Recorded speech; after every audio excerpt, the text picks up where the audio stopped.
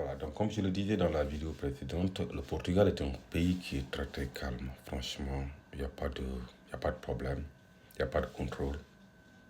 Les policiers, ils s'en foutent, ils ne te regardent même pas. Donc tu circules comme tu veux, sauf qu'il ne faut pas aller dans des maisons ou dans des lieux où il y a des problèmes, tout simplement. Où il y a, vous comprenez, voilà.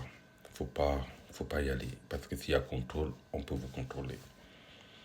Sinon, à part ça, comme je l'ai dit, j'ai vécu plus de 5 ans. À part les contrôles au niveau des bus, des transports ou du métro et autres, j'ai reçu aucun contrôle policier. Et j'ai vécu au Portugal, j'ai fait la navette entre Portugal et France plus de 10 ans. Donc, j'ai aucun contrôle ici au Portugal. Au niveau de l'insertion, c'est pas du tout facile, comme je vous disais. C'est la barrière linguistique, c'est un peu compliqué. Et ils ne sont pas trop ouverts aussi. Donc c'est un peu compliqué au niveau de l'insertion. Mais bon, grosso modo, beaucoup de Portugais parlent plusieurs langues, que ce soit l'allemand, comme je le disais, l'italien, l'espagnol ou l'anglais, le français. Beaucoup même, parce qu'ils savent que leur langue n'est pas accessible. Au niveau de l'emploi, c'est très très compliqué.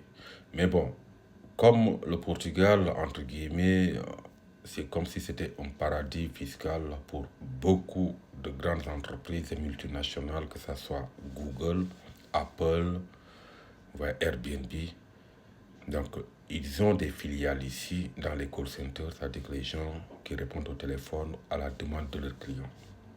Il y en a beaucoup, mais pour cela, il faut avoir les papiers. Si on n'a pas les papiers, c'est un peu compliqué.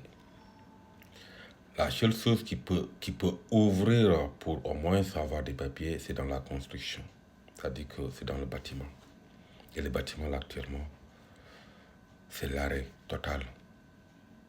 Si vous voyez les chiffres ou le nombre de chômage ou le chiffre de chômage qui commence à grimper comme ça, on sait déjà que c'est un grand problème même. Mais sinon, comme je le disais, c'est un pays qui est très très calme, franchement. Et en même temps, si on a un travail, ce qui est différent, si on a un travail, qu'on a un job qui est garanti, pour l'obtention des papiers, c'est très, je ne dis pas que c'est compliqué, c'est facile, mais c'est pas très compliqué. C'est pas très compliqué. Si on suit toutes les procédures, c'est pas trop compliqué. Voilà.